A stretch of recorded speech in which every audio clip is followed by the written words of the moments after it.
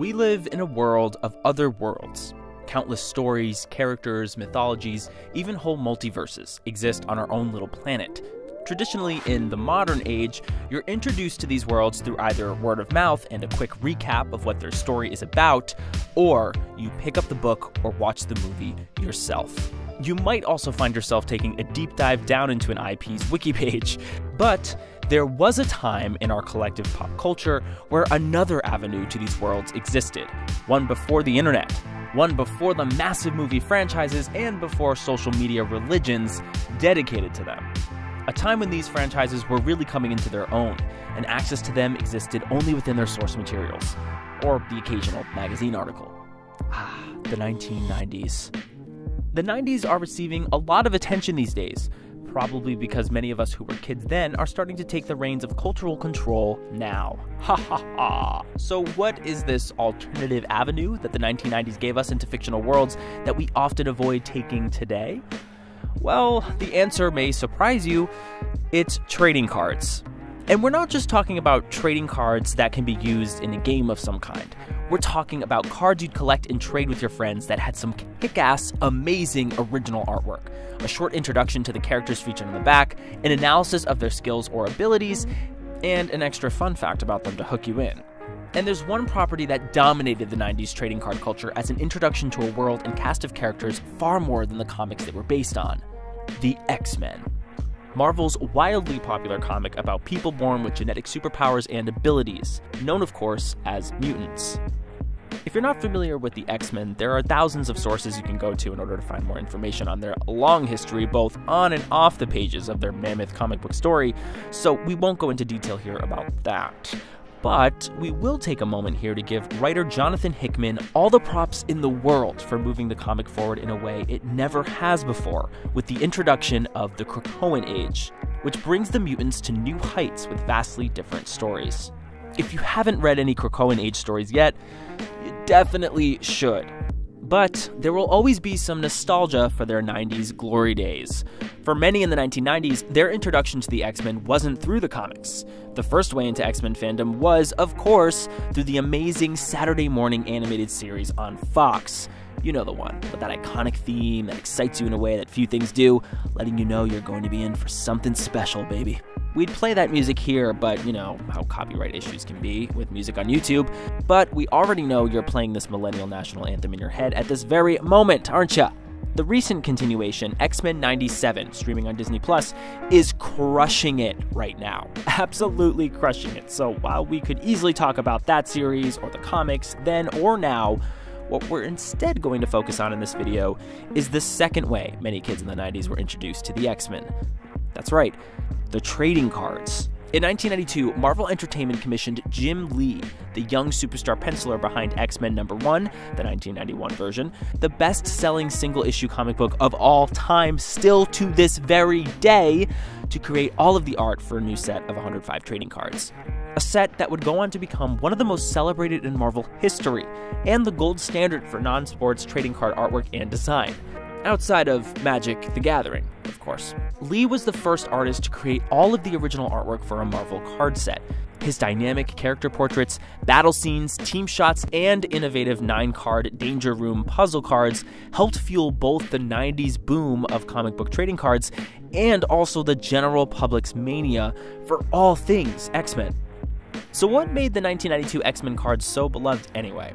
For starters, this was the first Marvel Comics card set featuring all original artwork from one artist, and an artist that was arguably the most popular one in comics at the time. Although Lee was the regular X-Men artist, these cards gave him a chance to draw iconic renditions of Marvel's other mutants too. While the X-Men comic featured the X-Men, it also introduced hundreds of other mutants, including villains, and characters from spin-off teams like X-Force, X-Factor, and Excalibur. Amazingly, Lee drew these 100 cards while illustrating a monthly comic book. Just look at this artwork. These cards became a treasure trove for fans of the top-selling comics, offering additional depth into beloved characters through Marvel writers and editors' inclusion of biographies, statistics, and trivia for every hero and villain. In an essay from the 1993 The Marvel X-Men collection, Lee said this: "What can I say? I'm just a fan at heart. That's why it's hard to describe the thrill I experienced when I was chosen to be the artist for the first set of X-Men trading cards. The X-Men were always my favorite fictional people while I was growing up. They were more than just comic book characters to me. I felt for the travails of Jean, Scott, Peter, Logan, Hank, Xavier, and all the others that joined their ranks.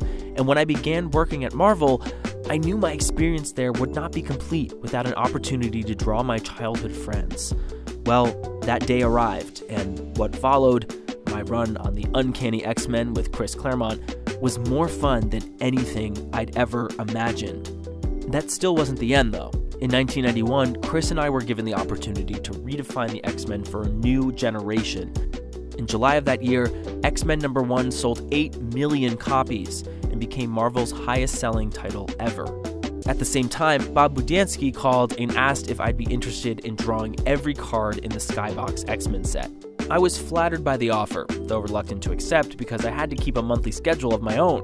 Still, after pondering the request for a while, I realized I had no choice. Before me was the opportunity to illustrate nearly every player in the awesome X-Men universe.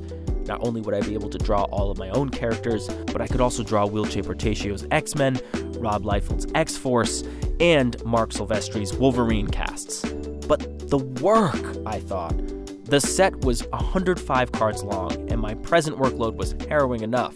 Oh, who was I fooling? I called Bob back and told him he had himself an artist. Well, it was a long and hard road, but several months, and several hundred phone calls to and from Bob and his hard-working assistant, David Wohl, later, the card set was finished. Colored exquisitely, I might add, by Paul Mounts, who really carried me at times.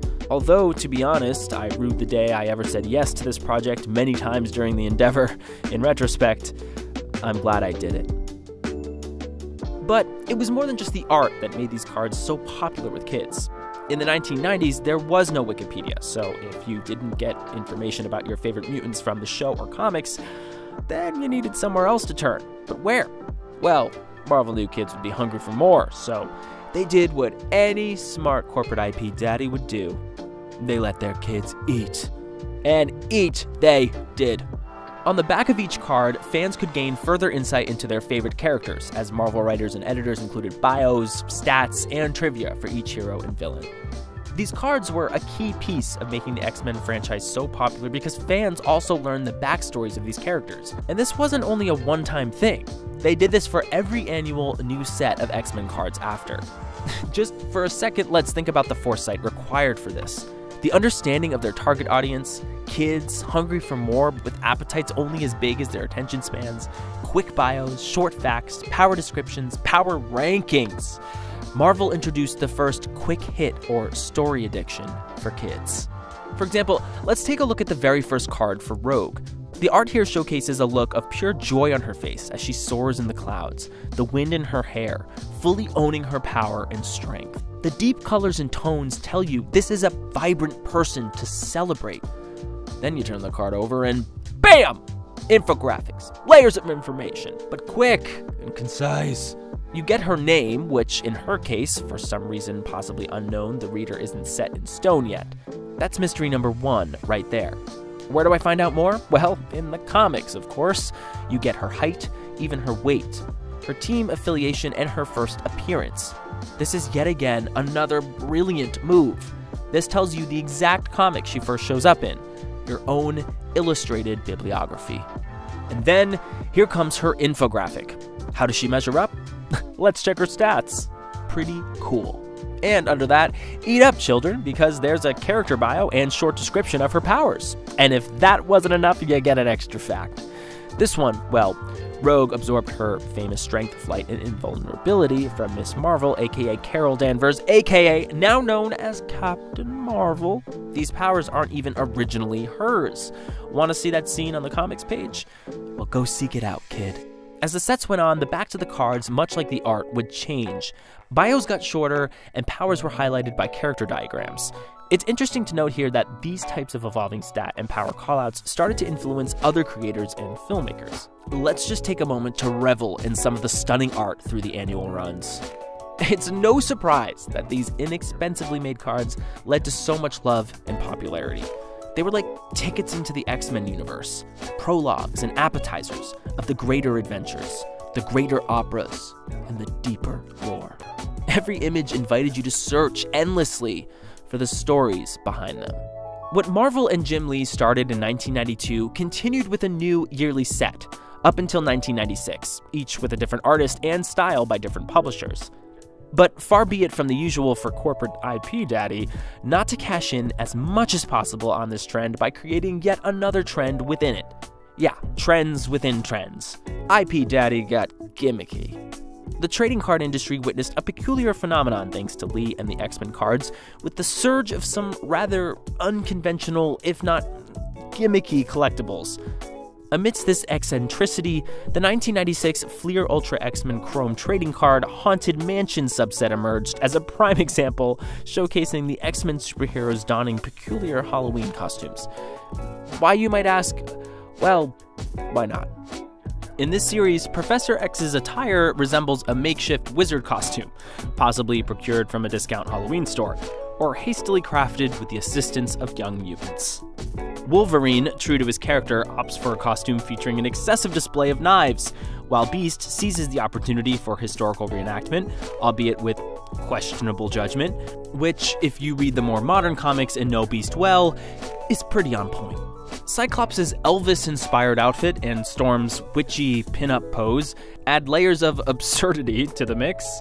The trading card industry experienced a surge with the introduction of various collectible card games like Pokemon in 1996 and Yu-Gi-Oh! In 1999. However, amidst this wave of mass-produced cards, X-Men trading cards managed to maintain their distinctiveness. Unlike many others in the market, X-Men trading cards stood out for their captivating artwork that continued to captivate collectors, setting them apart from the sometimes uninspiring designs prevalent in the industry. This distinction is also what makes them so valuable for collectors. According to the Gitnick's market data report for 2024, the X-Men series cards are some of the most collectible and valuable on the market today. So let's take a look. Most expensive Marvel cards statistics. Spider-Man vs. Venom card from 1990 Marvel Universe series is worth approximately $375. A 2016 Marvel Masterpieces Joe Jusko Wolverine card can be worth up to $2,000. The 1990 Marvel Universe Series 1 Hulk vs. Spider-Man card can sell for $400. The 1966 Marvel Superheroes Spider-Man PSA 9 card is valued at approximately $2,792. 1992 Marvel Masterpieces Series 1 Doom card are selling around $50. Iron Man vs. Titanium Man card from 1966 is worth up to $225. The 1992 Ghost Rider Marvel Masterpieces card is valued at approximately $60. The 1990 Marvel Universe Series 1 Thor card is worth approximately $75. The 2018 Fleer Ultra X-Men Rogue card sells for about $100. The 1990 Marvel Universe Series 1 Ghost Rider card can be sold for around $65. The 2016 Marvel Masterpieces Joe Jusko Deadpool card could fetch up to $2,500. The 1992 Marvel Masterpieces card Spider-Man vs. Venom has a price around $80. The 2018 Upper Deck Marvel Masterpieces Tier 4 card of Thor can be worth $700. The 1990 Marvel Universe Series 1 Hulk vs. Wolverine card can sell for $100. And the 2012 Marvel Premiere Sketch cards can command prices up to $1,000. And then, seeing the value of other trading card products trending on the market, Marvel let the trading cards mutate into, well, yeah, we're sure you can guess. In the year 2000, Marvel partnered with Wizards of the Coast to introduce the X-Men trading card game, a collectible card game, also known as a CCG, and in some circles, TCG, the T is for trading, strategically aligned with the release of the blockbuster film X-Men, marking the inception of the pre-Disney X-Men cinematic saga. Mutants and wizards coming together for the greater... Wait, where have we seen this before? Ah, yes, this card game featured character artwork reminiscent of the film's visual style, though, showcasing both familiar faces from the movie and characters who did not make an appearance on the big screen. Its official launch occurred in July of the same year.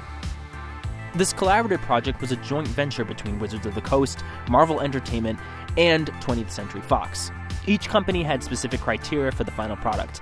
Wizards of the Coast handled the game's structural design, Marvel provided the artwork, and Fox influenced the overall visual portrayal of the characters depicted on the cards. Although the game was slated for a summer 2000 release, delays in the Marvel art department caused booster packs to reach retail markets several months after the starter decks hit shelves. Following the base set's release, Wizards of the Coast independently developed an expansion set titled Generations.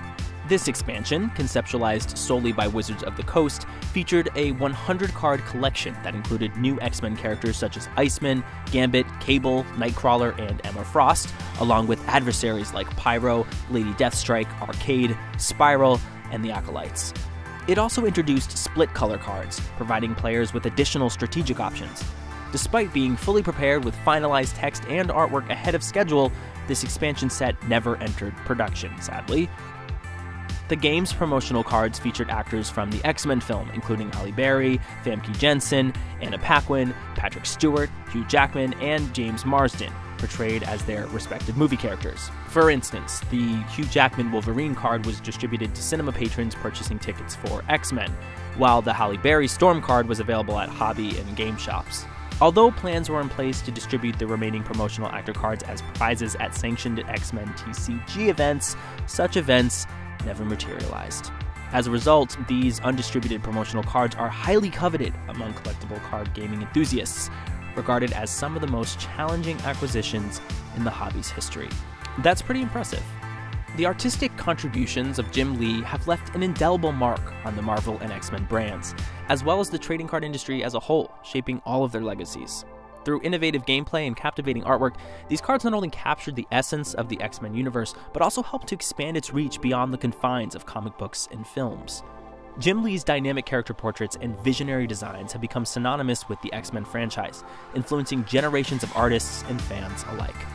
As the Marvel and X-Men brands continue to evolve and thrive, the impact of the X-Men trading cards and Jim Lee's artistic legacy will and should endure, ensuring that their contributions remain integral to the ongoing narrative and cultural significance of these beloved superhero stories. Despite all the huge movie franchises, shows, video games, and toys, in the end, these comparatively humble, two-dimensional art cards from the comic book artists themselves are really what made the X-Men the all-powerful property they are today.